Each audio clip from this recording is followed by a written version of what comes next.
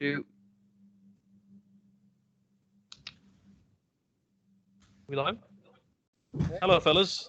Welcome back to the podcast. Today it's a bit weird. Jared's over here, Thomas is over there, but we do have a guest. And so why don't you go ahead and introduce yourself? Good afternoon, fellas. Ian McGlynn from the Why Whiskey podcast.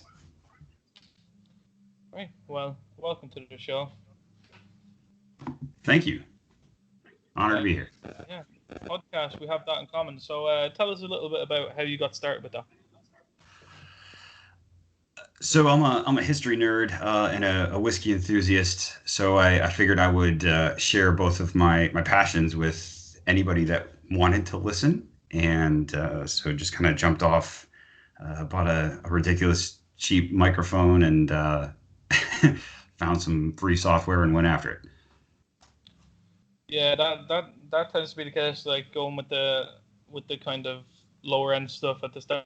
Like even we're still like me and Thomas's mics have this problem where every like half an hour it will start buzzing violently for about 10 seconds and then stop. And Jared's like the only one who's been able to kind of stay away from that problem. First he was using what was it, the camera microphone, and then it was what is it now, the toner? Yeah, I used a boom mic as my first mic for the podcast.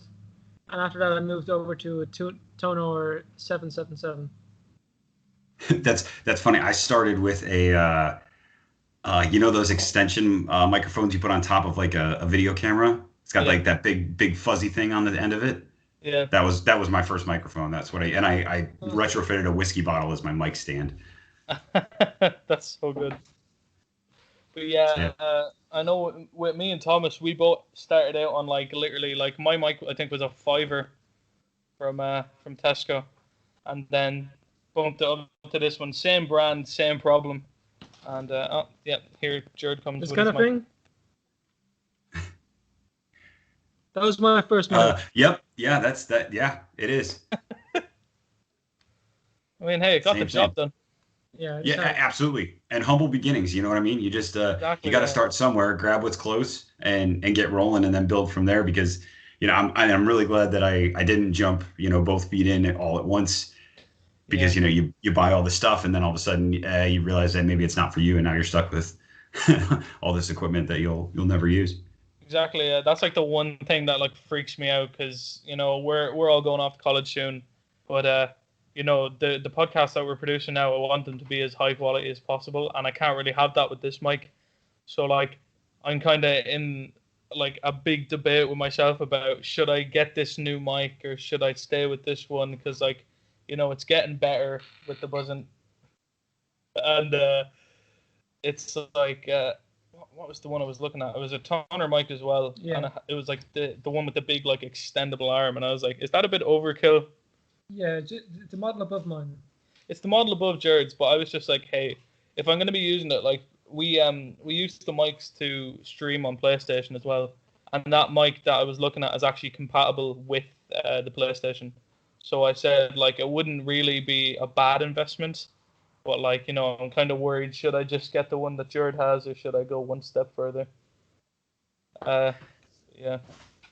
Yeah, I mean, if this is going to be something that y'all are going to keep rolling with, I think it's worth the investment. It absolutely is. Definitely. Sound quality is the big thing. I can't tell you how many podcasts I have started and then shut off because their sound quality is garbage. Yeah. Sound quality is, and that's just a personal thing for me. You know what I mean?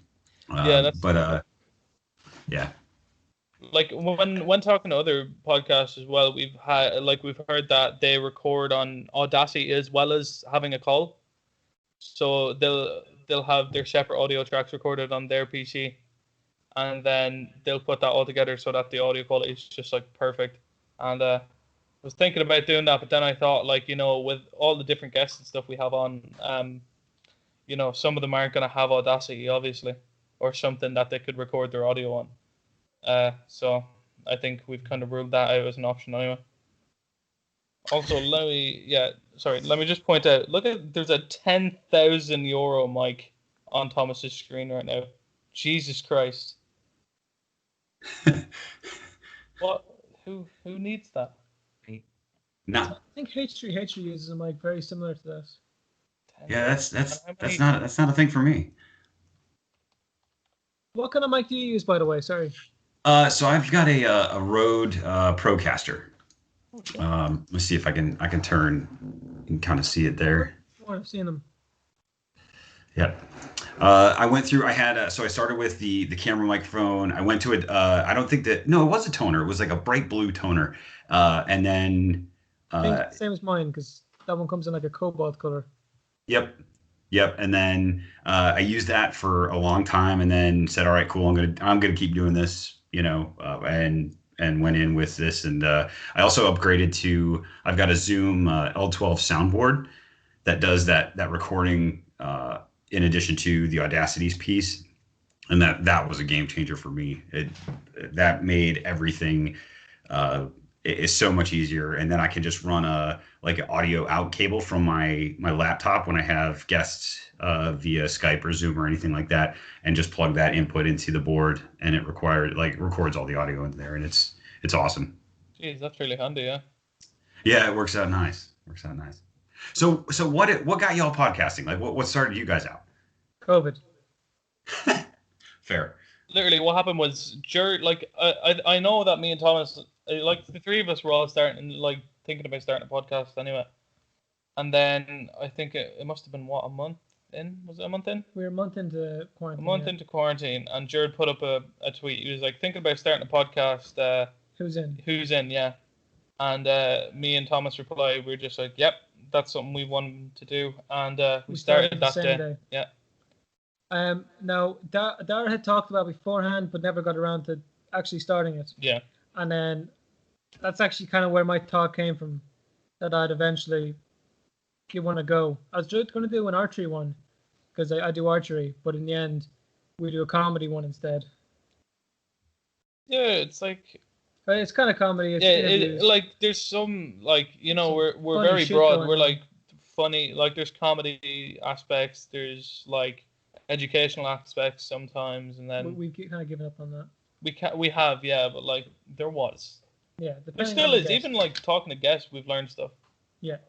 So yeah, it's a bit all over the place, but we tried to keep it so the first half of when we have a guest on is talking to them about what they do and stuff like that, and then it goes off into these absolutely mental tangents. It's so weird. What would we say the weirdest one? Best tangent so far? An actor who was on with us 3 days ago told us a story about how he got to smoke a joint with Harrison Ford. That's incredible. We didn't ask. Doing weed with Han Solo. Who'd have thought? That's badass. He was on the set of Air Force One, and it was the rap party, I think he said it was, and he just walked up to Harrison, and he was like, "Oh yeah, I'm a huge fan. You probably don't know me. I was in this scene and that scene, and it's a pleasure to meet you, sir." So this was he was in the movie with him, but he never met him before the rap party. And Harrison had this nice wooden box. Yeah, he had this wooden box, and he's just like, "Oh yeah, hey," opens up the box, and there's he's like, "You want to smoke a joint?" And there's all these different types of joints with these different strains of weed, and he picks one, and he's just like, "You sure?" Harrison looks at him like, "Are you sure?" He's like, "You sure you want that one?" And he's like, yeah, okay. And he took 2 puffs, and he was like, "Shit, were you smoking that while filming?" And he's like, "Yep." And he was like, "How do you do that?" The guy had to leave the party shortly after.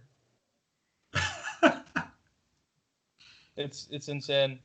But we have tangents that are so far removed from what we began with. I think the one with Rochelle and Brian is pretty crazy. We had Ghost Hunters on, and we were talking about them, talking to them about paranormal investigation, and then we somehow ended up on how we butter our bread, for sandwiches, and they were just like, "What the fuck? That's so weird." So Rochelle actually went downstairs and buttered some bread and tried it on the podcast, and she was like, "This is life changing." It was so weird. So yeah, just starting a podcast, we just kind of thought, oh yeah, it'd be the three of us kind of just having a chat about everything really. And then we started getting guests on, and since then we haven't stopped. How many? We've had 56 on now, is it? 56 57 guests. 57 including guests, yourself. including yourself, yeah. But yeah, like it's definitely evolved over time. We've gone from like not having a clue what the fuck was going on to like not having a fuck, no idea what's going on still. But we've evolved definitely. But how about you? What's your experience like on that so far? Like from episode 1 to where you are now. So with history, it's hard because obviously there's like quantifiable information. So I've got to do a lot of research before I record. So a lot of it was solo work, and then I had my first guest. I brought him in to talk about sin politics and the history of like how legislation has been put into place because of people have a negative view of alcohol or drugs or anything like that. So and after that, like it was like a conversation with somebody, and that was the game changer, and that was the push to get more and more people to come in and talk about historical aspects and parts and pieces, and those are the episodes that I have enjoyed the most as far as creating.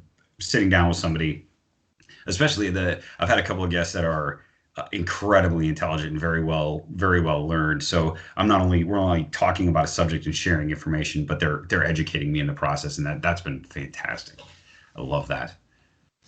So and we drink whiskey the whole time and get hammered. So that if you make it if you make it to minute 55 and later, you're a champ, because that's the point where we fall off the wagon and we start going into these crazy shits about I just did an episode with a guy about the history of drugs in our country, and and right at about hour 2, lines of cocaine on the desk and going crazy. We were drinking that good. We were drinking Irish whiskey the whole day, or for that whole episode. So we were good and toasty at the end. So right, you should be. Yeah. No, that's a great part of it. Like having a laugh with the guest. Often, like with ourselves and yourself right now, and it's our first time meeting. Yeah. So with everyone we talk to normally, it's our first time meeting them. But the shits and giggles that are had. No, I think that's the thing about the podcast. So like the first half an hour is usually like pretty much like kind of it's interview-esque, and then like it goes like after we kind of like both parties get comfortable, it's like, oh shit, like we can like have like really cool conversations and just go completely off topic and just. And often it's regardless of how famous someone is. It's people you think you couldn't have those conversations with are the ones that really want to have the conversations. Exactly, yeah. It's incredible. That's where I have a hard time reaching out to people and asking them to come. Most people are absolutely willing to come and just hang out and chat. I get this weird like nervous shy thing, like I'm putting them out or something, and that really kind of inhibits me. I'm getting over that slowly, and reaching out and bringing folks in, but that's one of my hesitations is I get nervous about asking people to come on. Everybody I've asked has been like, yeah, hell yeah, let's do it. So it should get me over it, but it's still a thing I consider when I'm reaching out to guests and stuff. If it makes you feel less embarrassed, I've been turned down by Patton Oswalt. That's a big step. Yeah. Patton Oswalt said no. He said he politely declined to come on the podcast. Yeah, like with getting guests, like it's a thing where it's like, if you don't message someone like or reach out to them, you're gonna regret it. And like even if you do, like the worst they're gonna say is no, or that they're busy. Like that's it. And that's the mentality we've taken. Like obviously at the start we were kind of like, oh shit, like it's kind of weird us just messaging these people and seeing if they get on, but like most of the people are like so cool about it. They're like, holy shit, yeah, like I'm not doing anything at the moment, so like yeah, that'd be fun. And because of that, like we've gotten to meet incredible people from like stuff we've watched as kids and stuff like that have just been so nice and like so respectful. That's awesome. I'm gonna be honest for a second. I didn't know who Patton Oswalt was. I just looked him up. I cannot believe he even responded to us. Yep, Remy from Raptors 2, he said no. Oh, that's sad. Can you see this on? That close. That would have been the one that pushed you forward there. Yeah. Yep. I've gotten a real gain of burst of confidence ever since he said no. I mean, it like just even when someone replies that you wouldn't expect to reply, you'd be like, "Holy shit!" Even if they said no, Oh yeah. you're like, they took time out of their day to say no to us, so that means something. Oh yeah. I thanked him profusely for saying no to me. I was like, "Yo, dude, big fan. Thanks for saying no. Love you. Good luck." You're like, we're not worthy. You blocked him. Yeah, it's all good, man. We're not worthy. Yeah, man. You have a good career. Yeah, that's an email you hang on to. You know, be like, hey, Patton Oswalt told me no once. Here you go. Exactly. Yeah. Oh, Actually, that's my funny big break kind of story, you know. all of our asking on Instagram, we're very informal. So It's because Instagram is such a platform. Like, you know, on Twitter, you can, if someone follows you and you're following them, you can like tweet at them. Well, you can't tweet at them. Like, you can message them. Like, you can direct message them. But like on Instagram, you don't have to be following them. and If they're a public account and you're not following them or they're not following you, you can just message. a lot of celebrities' contact information is hidden behind a paywall normally. Like IMDb is a great place if you want to get it, but you have to pay a lot of money for the IMDb Pro. Yeah, So it's easier and a lot cheaper just message on Instagram. exactly. Yeah, You'd be surprised how often they'll say yes. exactly. Yeah. That's how I got one of my guests. She randomly commented on a post on Facebook, and I engaged her, and that engagement led to like, hey, cool, I do this history thing. You want to come talk to me? And she said yes, and it's like, oh no shit, yeah, yeah, just a random chat board, or not even chat board, a Facebook post that we're arguing about led to probably one of the better episodes that I've had. She's a Fulbright scholar, spent a lot of time in Europe, and it was awesome. Yeah, no, like it's with guests, it's so weird because like we'll just be watching movies and stuff, and like we'll message the people from it. And I think the other day we had Spencer Garrett, and that was so insane. Like, so we'd just be watching, like, you know, Once Upon a Time in Hollywood, obviously Quentin Tarantino. Yep. Most recent movie. You know, right at the beginning, where there's like an interview with Brad Pitt and Leo DiCaprio. Yeah, I think Yes. his actual name was Darius Kincaid. No, it was Alan Kincaid. The Okay. guy who interviews them has been in over 200 movies. He was also in Star Trek. There you can see him, the fourth photo there. 218 roles. Amazing guy. 218 roles. This is the guy who smoked a joint with Harrison Ford. And we messaged him, and the weird thing was, I think one of the biggest reasons he got on was because we were Irish. And he was like, I'm so happy you messaged me. I have this, like, you know, I've spent so many summers in Cork. And we were like, holy shit, you know, like, that's such a coincidence because we had no idea. And he was like, oh, I'm so happy to be coming on because, like, Ireland's, like, my favorite place in the world. And we were like, holy shit, like, that's so weird. And then going and, like, we were looking up clips of him being in stuff. And then he was in stuff that we didn't even think he was in before. Like, I remember I was looking it up. And on, like, Google, it didn't say he was in Iron Man 3. And I went into IMDb and it said he was uncredited in that. And then I went back and watched the scene. And I was like, holy shit, there he is. You know, it was pretty insane. So yeah, like guests, engagement with guests, it's like, it's gotten easier anyway. Like how we are 97 or 98 guest deep right now. Or, sorry, episodes. 95. 95 episodes as of right now. 95 episodes as of right now. Sorry, my head's fried. But 95 episodes now, so like it's been a lot easier. And then getting podcasts on, because like, you know, we talk to podcasts on Twitter and reach out to them. It's good to get, like, because obviously not every podcast is the same. Like, everyone talks about different things, and so it's nice to hear from other podcasts and see what they do and what they're into and how they, you know, got into it and stuff like that. It's fun to talk about.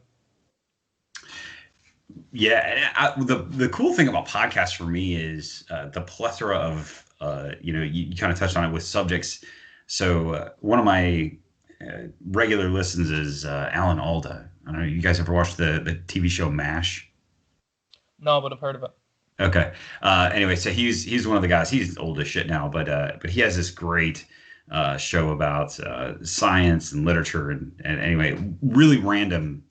That I just kind of fell into that, and that became one of my regulars. But you can literally find anything that people talk about, and it's so interesting how passionate people are about different subjects, and getting involved into that stuff is fantastic, and listening to their take on something that you thought you knew, right? And then you listen to them, who has a passion about something that you heard once, and they go, off the deep end.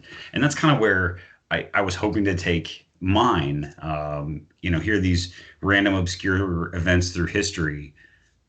Most of them centered around alcohol, and I don't know, American history is literally wrapped in booze. Yeah. It is. It's changed our Constitution. It was the very first internal rebellion we ever had was because of whiskey, and so kind of getting into that realm and exploring why whiskey has had such an impact on America that it has was kind of where I'm going, and trying to answer the question of the show, which is why whiskey. So. Sorry. Even when you think of America, you often think of whiskey. It's a very American drink, even though it's like obviously from Europe. Yeah. Scottish. Look at that. Well, Ireland owned it. In the 19th, 18th century, that it was all Irish whiskey. That was the premier whiskey across the globe, and it was. I just did an episode not too long ago about the history of Irish whiskey, and fascinating story how it kind of fell off the ropes and then almost disappeared entirely by the 1960s, and then they bring it back. It was three families: John Jameson, Powers, I forget what his first name was, and then I think the Paddy's family. All the three of them came together, and they literally saved. The only reason Irish whiskey still exists is because they kind of came together, pooled their resources and then went after it. And the story of that is awesome. And how Scotland took over the premier whiskey from Ireland in the mid 18th century was pretty awesome. Yeah, now you've got all these brands like Connemara, obviously, like the peat whiskey, and like Tullamore Dew and stuff. Tullamore is actually right next to us, so like when we see Tullamore Dew and anything, we're like, holy shit, that hits super close to home. And obviously, like I'm by no means an expert in any form of alcohol, especially whiskey, because I feel like whiskey has a much deeper history than a lot of other alcohols. But I feel like now owned by America and Ireland. Like when you think, like I think, is it bourbon? That's Yep. Yeah. Was that made in America, or was that just?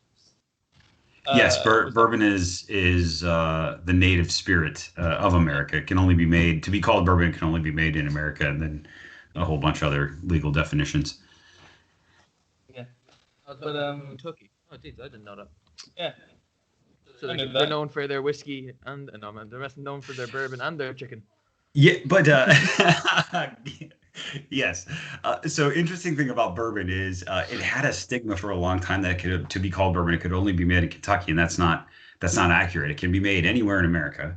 It has to follow an ingredient recipe that has so much percentage of certain ingredients and all that stuff, but it can be made anywhere in America.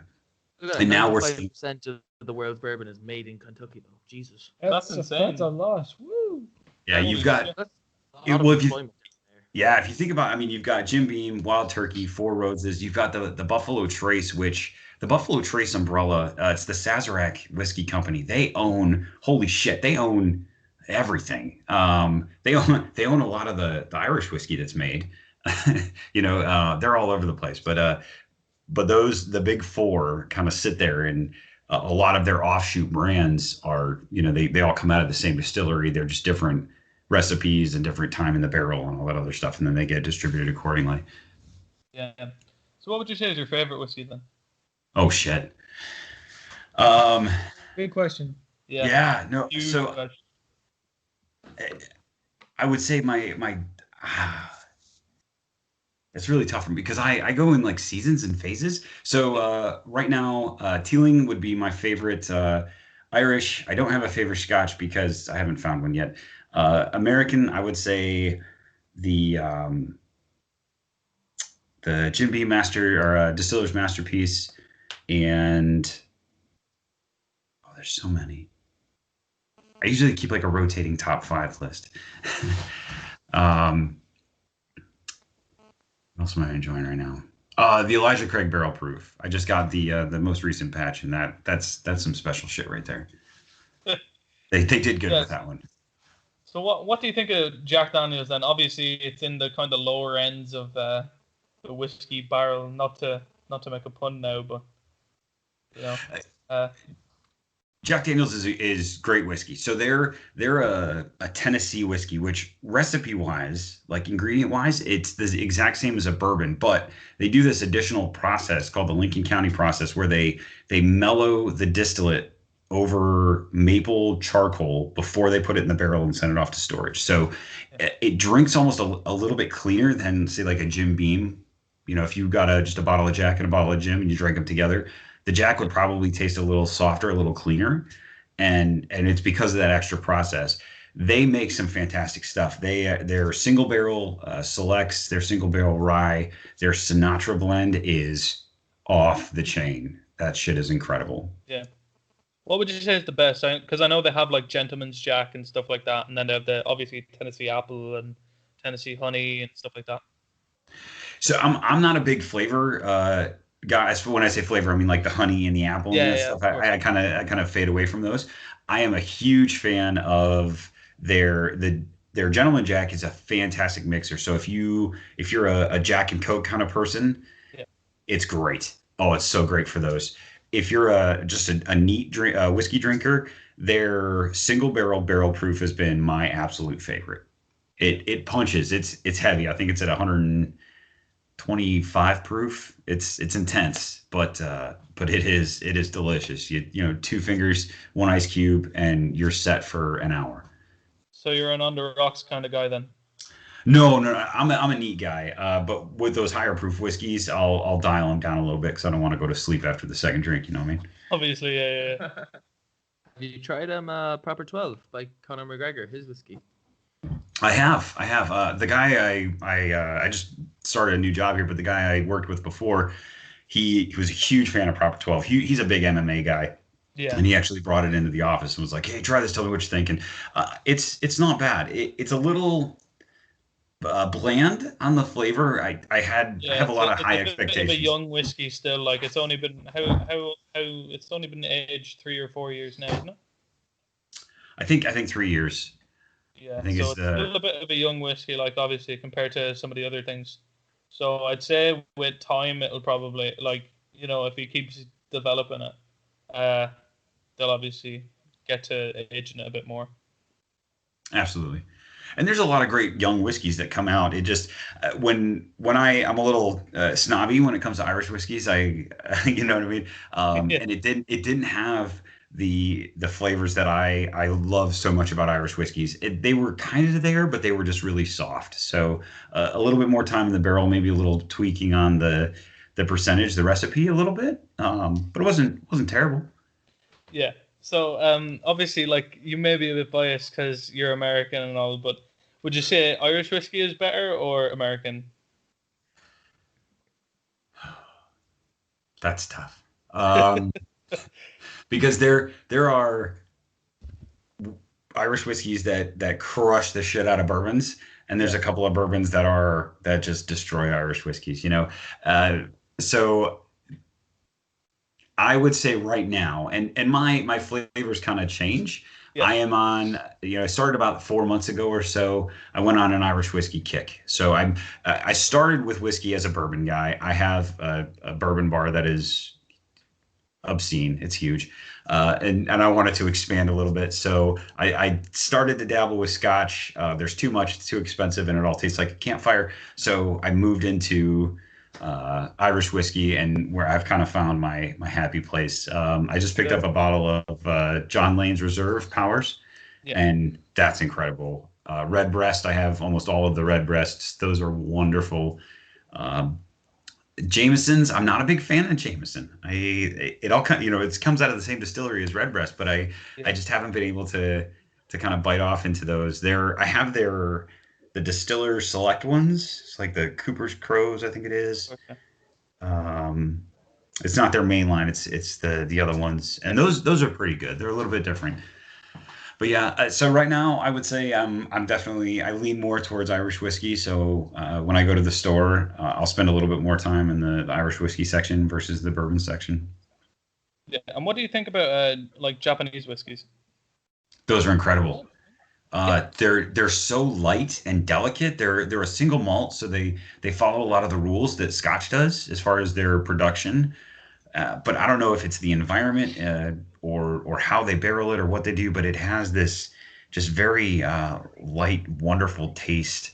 I see what you're pulling up. So the Hibiki, the Harmony, I've got that on my bar currently. That is fantastic. Top row all the way to the right. Yep. Yeah, that's great. I've got a Yamamoto, I think is the other one I've got.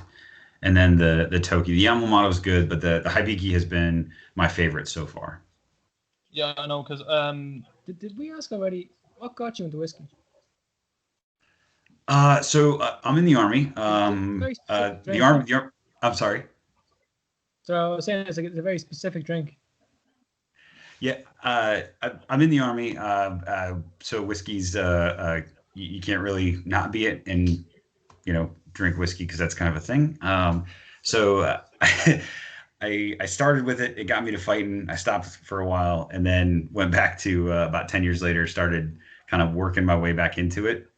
I was a big mixer for a long time. I would always mix it with something, Coke or Sprite or some sort of soda water or something. And then I was introduced to Jim Beam's single barrel, neat, just without anything. And somebody kind of talked me through the tasting for the first time ever. And after that, it was over. I was a whiskey guy from that point on. And it's been about 10 years or so where I've been just purely whiskey. And then the finding out later, about 5 years into that, how intertwined whiskey is with history and all that stuff. It that just kind of fueled the fire and took it from a hobby to a passion. So That's cool. yeah, that is I really was going to ask Moses. You're a huge whiskey guy now, anyway. But is there anything you mix with your whiskey, or you just have it plain? It's like summer, like hot summer days. I'll take some whiskey and I'll mix it in with. We have like the lemon flavored seltzer waters. Oh, So I'll take like a mason jar and I'll put in a couple ounces of whiskey. Throw in the rest. Fill it up the rest of the way with some ice and that seltzer water, the lemon seltzer water, and it's that is happy sipping for an hour. So you wouldn't be into beer much, would you? Oh, I love beer. Oh, fair enough. Oh, So- are you a Guinness guy? I'm not a Guinness guy. All right. Thanks The for first coming time on I the had it, sorry guys, it's been nice talking to you. The first time I had it, it tasted like just cold coffee that fermented for me, and that kind of just shut me off. So I haven't been able to kind of get back into it. I'm not a big stout fan. I love IPAs, huge fan of IPAs. So I like the beer that kind of punches you in the face as you're drinking it. Yeah. Yeah. I know myself now. I'm more of a cider fan now, but At the moment, definitely. oh yeah, 100%. Like you have to start out on cider. Jesus Christ. In Ireland, you normally start off on cider. Oh, 100%. Yeah, like if you start on lager, you're kind of fucked. Like to be honest, like everyone looks at you a bit different. Yeah, you're some kind of psycho. Like Exactly. Yeah. You're 18 years of age and you're sitting there drinking 10 Bulmers. Like, are you okay? Is everything okay at home, buddy? Yeah, like if someone pulls up to a party with like a case of Miller or something, you're just gonna be like, all right, there's something's gone wrong seriously with you. Like, I feel bad, and God have mercy on your soul.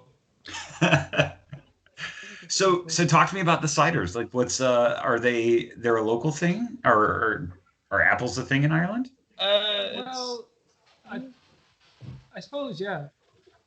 Well, yeah, like they're not obviously a big part of like the economy or anything, but like Bulmers is a big thing. I know Bulmers is Magners in the UK. I think it's both the guy involved in Bulmers was involved in the rebellion. Was it? I'm pretty sure. I know it's Bulmers. It's Bulmers here, then it's Magners in the UK. I think they have Magners in Australia as well. But Summersby is the big one as well over there. Orchard Thieves here is getting huge it's now. more so towards the women than the lads. Very, very, very sweet. Thomas over here now, he's a fan of it. I kind of like it, to be honest, though. You know, I don't like a drink that makes me want to get sick. Yeah. And Bulmers is that now. Well, you don't want to drink till you get sick, obviously. No, it's not even that. It's that I don't like a drink that when I like after the first sip, you're like, all right, I'm gonna spew at some point, you know? Because like, you know, with some drinks it's just like, okay, you know, I can't have too much more of that, or I actually will get sick. But then like with an Orchard Teas, you can be like, after the first sip, you're like, that's nice. Especially when it's like roasting, like it is today. What degrees in there? Like 24, 25? It's 25. 25 degrees, which is, Thomas, pull it up. What Fahrenheit is that? It's in the 90s, I think, right? 80s or 90s? Yeah, I think it's 80s, 90s. Should be. To Fahrenheit. It's about 75. 75. That's okay. hot for us now, to be honest. So like having like, you know, just pint glass, some Orchard Thieves and some ice is lovely, like. Especially now when you can't get it on tap with pubs being on lockdown and all that. The pubs are closed in Ireland. They were open for a while, but you had to have I think they're still like that, right? Yeah, they're still like that. I had one in Kerry, but I didn't. I actually didn't end up getting it on tap. Like they brought out the bottle. I was gonna ask them what ciders they had on tap, but then I was just like, I'll ask for Orchard Thieves, and if it's not on tap, that's fine. And then came out with the glass of ice, and I was like, oh shit, you know. It was the first drink I'd had in a pub in ages. I think, when was the last one? Must have been in like December when I was in Australia. And like, oh my god, when you have a cold pint on tap over there, it's so different. As it's like 40 degrees, which is, what is that Fahrenheit, Thomas?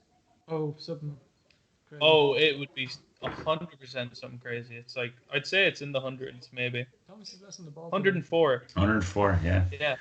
So like going from 75 being the hottest like I've experienced at home to 100 and having a you know, pint of cider, and just like, it was so much better. I could nearly take you to death. Like literally, you like get out of the car, your mouth feels like the Sahara. Yeah. Walk into the pub, get a pint, and you're just like, oh. It's crazy. And having it out in the beer garden as well, oh, lovely. But I think now at the moment is probably a bad time if you had a problem with drink in the first place. Oh, 100%. Because especially with us here, because you're stuck at home, you've nothing to do, you can't even go to work.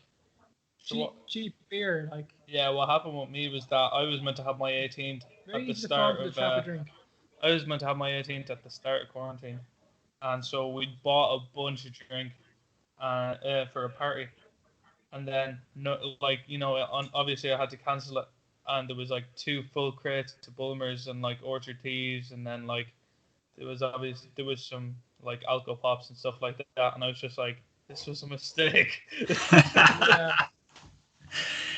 So for quarantine, I mean, that was the coolest thing about that is, you know, all of for me anyway, for work-wise, everything went from all these in-person meetings to everything on Zoom. So, and all these other virtual type things, everybody's stuck at home.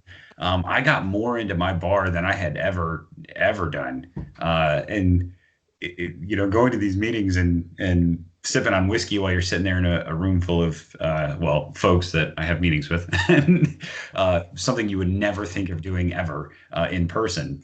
Yeah. You know, and you just kind of shut your camera off and hang out. And I mean, I think there was a period for like, I don't know, 30 days. I didn't wear pants at all. So it was kind of glorious. Was there any like whiskey discoveries about yourself that you made while in quarantine, where you'd just be like at your bar and you're like, oh, I haven't had this one in a while. Oh shit, that might be a new favorite. I had about 5 or 6 of those. To where I just would pull in, you know, I'd pull a glass from a different barrel every day, and sure enough, something that I'd had a couple times before and I didn't like, somehow the oxygen got involved once you open up the bottle, and going back to it, it tasted like sour apples and just awful, gross I hated it. Took a pull off of it again about 2 months later, and it was a totally different whiskey. It had oxygenated enough to where it was something completely different than what I remembered tasting the first time, and it was awesome. So now I always do that when I have a whiskey that I really don't like.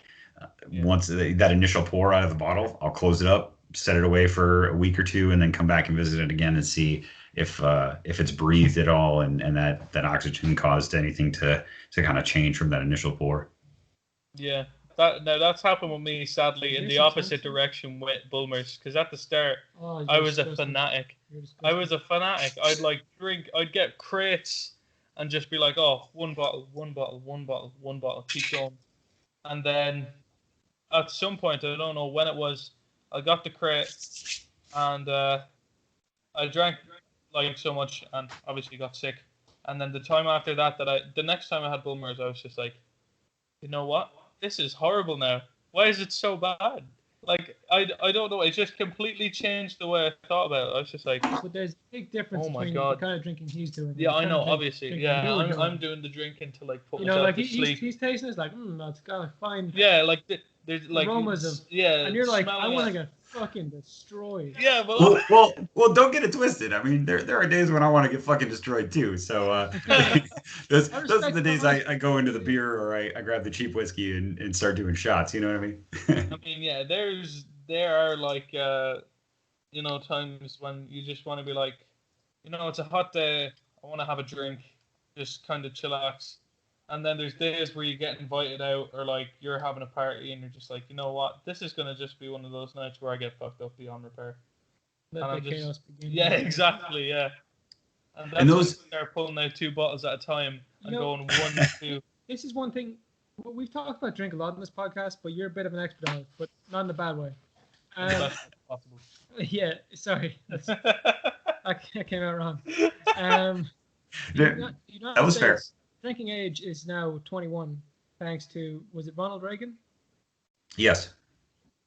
Nowhere on Earth does that.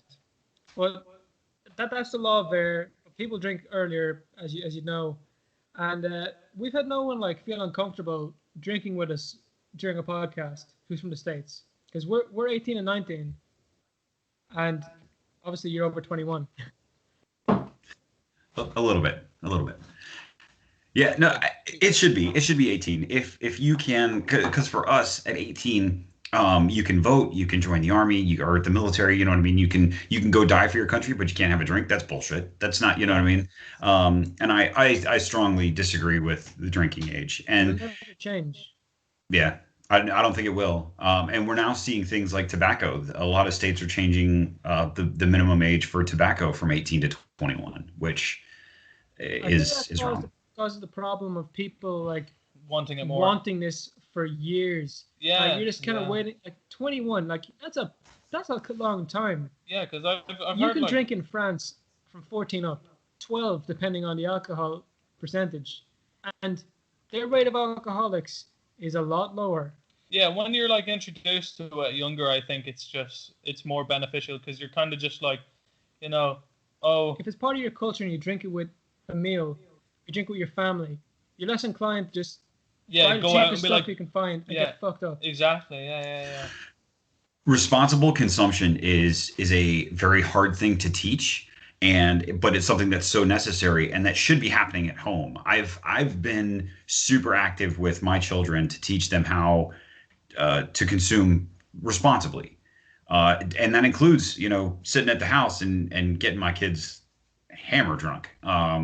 And then waking them up at 6 o'clock the next morning and making them go out and freaking do chores outside. It's like, okay, cool. This is a hangover. So when you're an adult, can you work while you're hungover? You got to learn how to manage your consumption and stuff. And check the Irish drinking age. See if you can find that one, the lowest one we found before. Isn't it 5? Well, we'll just fact check that one last time. 5 within your own household is one of them that comes up. You must be 18 years old to buy it, attempt to buy it or consume in Ireland. So you have to be 18 years old to buy alcohol. No, isn't it that you can? There's one like within your own household, have it at 5 years old, with parental consent, only within your own home. Yeah, and there's a lot of states that have that law. The same here. Children aged 5 to 16 are legally allowed to drink alcohol at their home or other private premises. It is illegal to give kids under the age of 5 alcohol, if not I can take a picture of this. Hold on. private property. God, I love Ireland. Oh my God. I remember my 6th birthday, man. I remember it's clear as day. I say I do, but like Your I birthday, was the worst time out of drunk, your life. so No, but no one acts on that. It's kind of this. It's kind of going back to what you were saying about teaching your kids. So it's like when you were like 14, you might have like a bit of Bailey's in your ice cream. When you were 15, you had to have your first glass of wine at a wedding or something. When you got home, you like chatting after, whatever. Yeah. 16, maybe your friends are over, have a drink, blah blah blah, and it's just like progressive. Like your parents are not going to give you unlimited alcohol at 12. Oh, obviously not. No. But when you're 16, at Christmas, sure, go ahead. When you're 17, well, you're able to drink next year, may as well, and then it goes from there. Or But you're just like a me. strict 21, I think that's a Yeah. bit crazy. Yeah, it's ridiculous. It needs to be lowered. It's because what happens is well, first off, not many people follow that. Obviously, you can't buy alcohol unless you're 21, but people get it, right? And they drink underage all the time. But however, once it's legal for them to buy, that's when they go out and they go off the rails. And they're tits up at a bar and freaking, then they got to try to get home and it's a mess. There was no education to what is your limit, where do you get to where it's like, okay, I should probably start slowing down at this point, and just respecting it for what it is. And if we don't have the ability to do that as parents, to like teach our kids, hey, look, this is what responsible consumption looks like, and don't get it twisted, like I'm all about throwing down on a bender, you know what I mean? And so that has to be a part of it too. But just knowing that, hey, cool, we're not going to do a bender on a Tuesday night when we have to be to work on Wednesday morning. You know what I mean? Or we're just going to feel really shitty at work. Yeah. Even just like, if you'd like, I know if I was like maybe 10 or 11, like I could have a sip of like, like a Blue Wicked, which is like fuck all. I never didn't have that, but I like now I did, because like my older brother's girlfriend would just drink that, and it literally tastes like just like It's a like- Cola Pop. It's literally like 4%. yeah, It tastes like what, blueberry? yeah, it's mixed So berries. Yeah, It was kind of like a it's an soft ear drink. beer. Like Yeah. it's more of a like, it's more of kind of a soda than it is a thing like. Thomas, why do you have Mr. Friesen? That's a weird thing. Like in Russia, like anything under 10% wasn't officially alcoholic. Yeah. Up until like 2012 or something. That's fucking crazy. Like if you had like a 1% soft drink, would it really be that bad? Hell no, it'd be fine. I mean, think about like beers, just like you were talking, Miller Lite. You're at what, 4.5 or 5.5 ABV, and usually beers don't go over like 6. Yeah, never. Yeah, no, and it's a slight slow introduction, make it happen. Yeah, like it wasn't like I was drinking bottles at 12. It was like I had sips here and there, and then I remember I was at a confirmation. I think it must have been like first or second year, and I snuck a bottle of it. And yeah, the big difference between it's like a 17-year-old having a bottle of beer with dinner, with his family, versus a 16-year-old being found in a ditch, completely passed out, fucked up. Yeah, and that's been a big problem here with colleges, with our universities and stuff. That these kids who have not been allowed. I'm going to say repressed. That sounds really, really mean and angry, but it's not really. They've been repressed for alcohol for their entire childhood. They go to the university where there's no rules, and they're adults and they don't know anything about booze, and so now they're chugging a bottle of vodka and they've never had a drink before. Well, that's fucking dumb, and if it doesn't end them up in the hospital, they'll never be able to smell vodka again without for the rest of their life without throwing up. So it's Like I've even seen, I've actually seen memes of it. It's like, oh, when you smell an alcohol that you had and it reminds you of a time you almost died. And it's like, Have you guys ever had Fat Tire beer? I haven't. So it's an American brand made in Colorado. Fat Tire is one of those for me. We lived in Colorado for a while, and I got my buddy and I went out and we put one on, and just looking at it makes me want to throw up. Fat Tire is what we were drinking, and I ended up waking up in the bushes outside of a church that night. It was so bad. It was so bad. And I can't. Are you coming in for confession? Yeah. Do you have a chicken roll? Yeah, I woke up, looked up at the church, said, "Oh, this is a sign. I'm never drinking Fat Tire again." Anyway. Now, obviously, you like drinking is part of your podcast and everything, and like you said, you kind of like to go on a bender sometimes. What would you say is the best hangover cure? Great question. So for me, the hangover cure starts before I go to bed. So before I go to bed, I need about 400 milligrams of ibuprofen and 1 bottle of water, and then I have zero hangover the next morning. So if drunk me is nice, I take some ibuprofen, drink some water, and then I wake up good to go. When I'm not nice, it's food. I need something big and greasy in my stomach, and then a beer. Is there any particular type of food, or is it just any food that's like kind of? Usually like we'll go out and grab like a McDonald's, like one of those nasty giant egg bacon cheese sandwich things. You know what I mean? The 1,000,000-calorie whatever, just to kind of get something in my stomach, and then legit a beer just kind of levels the whole thing out. So I think they call that hair of the dog, I think. But. All right. Either this or like a breakfast roll, which is like sausages, bacon, pudding sometimes. And I've found like the best hangover cure for me is like a chicken roll and a bottle of Powerade. I don't know why, but like it's so much better after that. Like.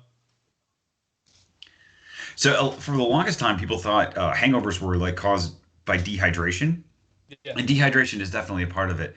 But it's a detox process, right? Because alcohol is just a drug, just like any other drug, and your body you put so much of it in there, your body's literally going through a detox process, and that's what causes you to feel nauseous and the headaches and all that other shit.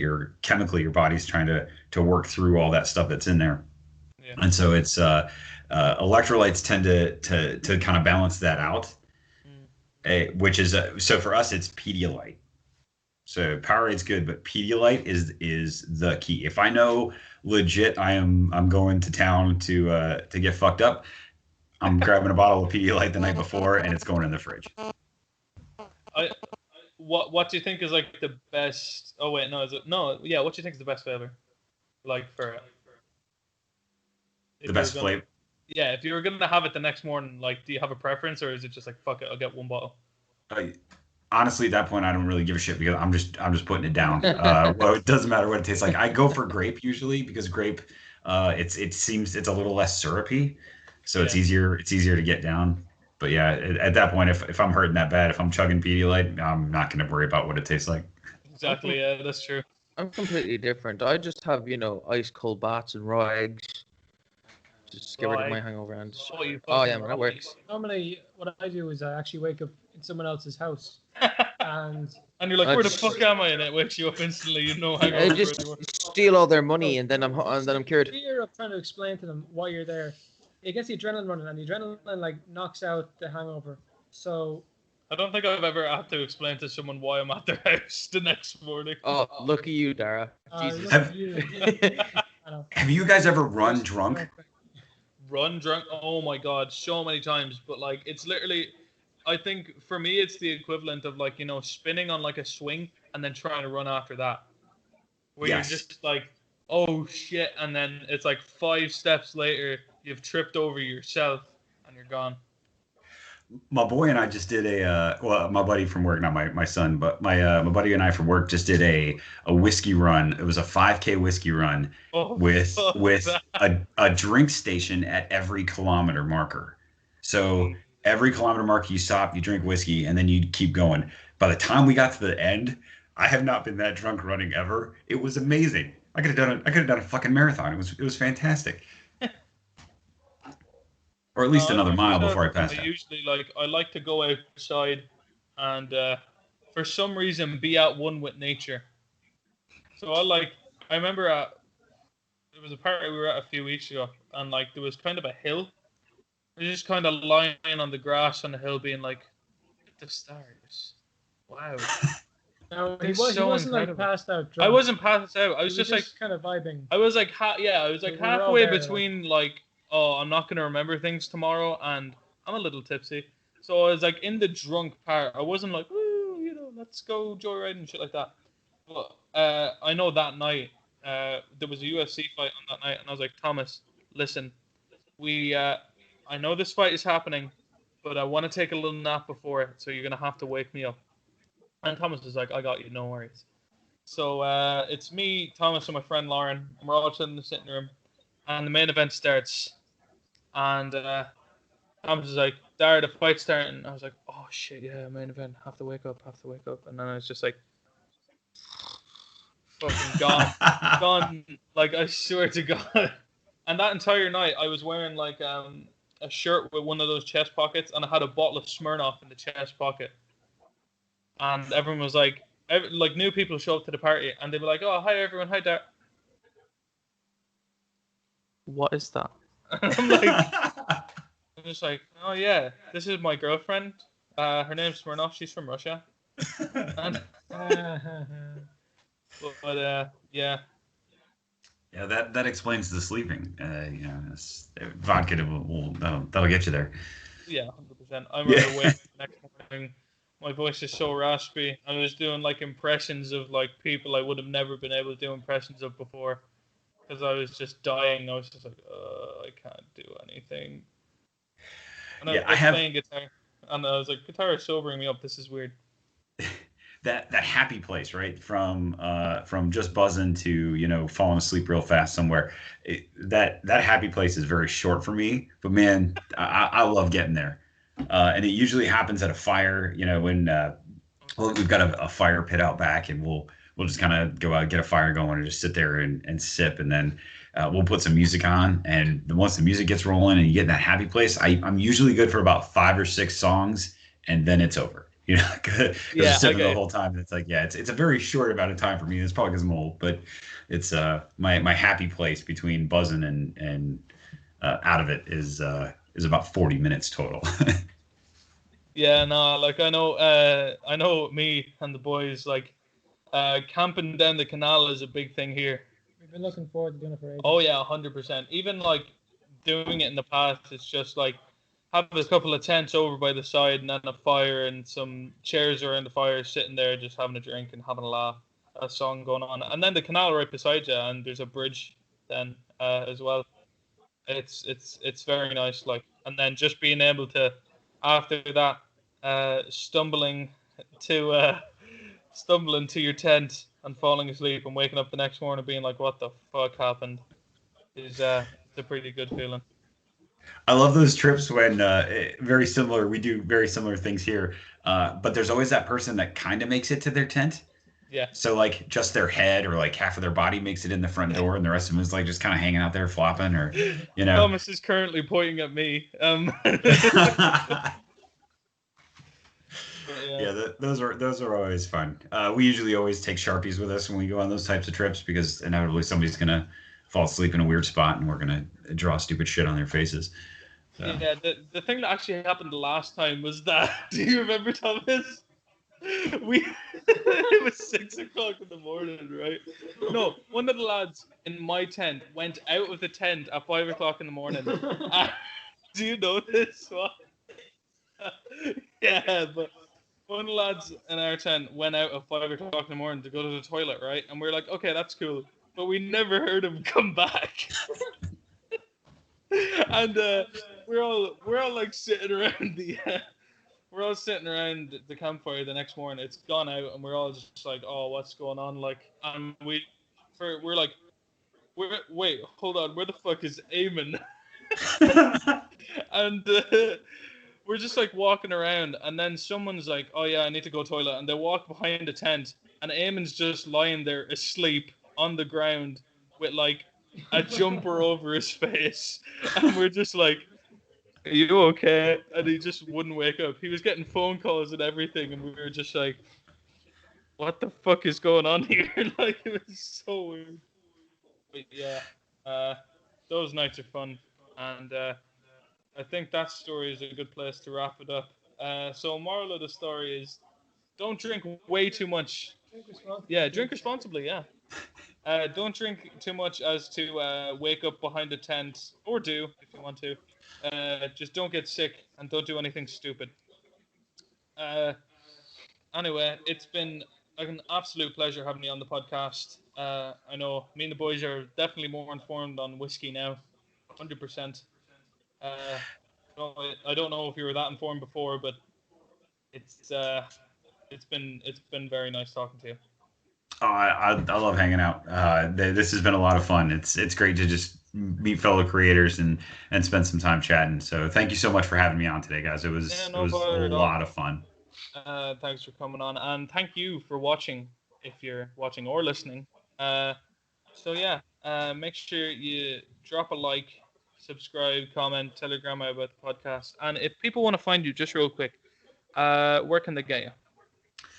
So I am Why Whiskey Podcast on Instagram. I am Whiskey Y on Twitter, and then you can find me on any podcast platform. Why Whiskey with a question mark. Great. Well, we'll definitely link those. And thanks so much for coming on again. And yeah, have a good day and take care handy. Cheers, friends.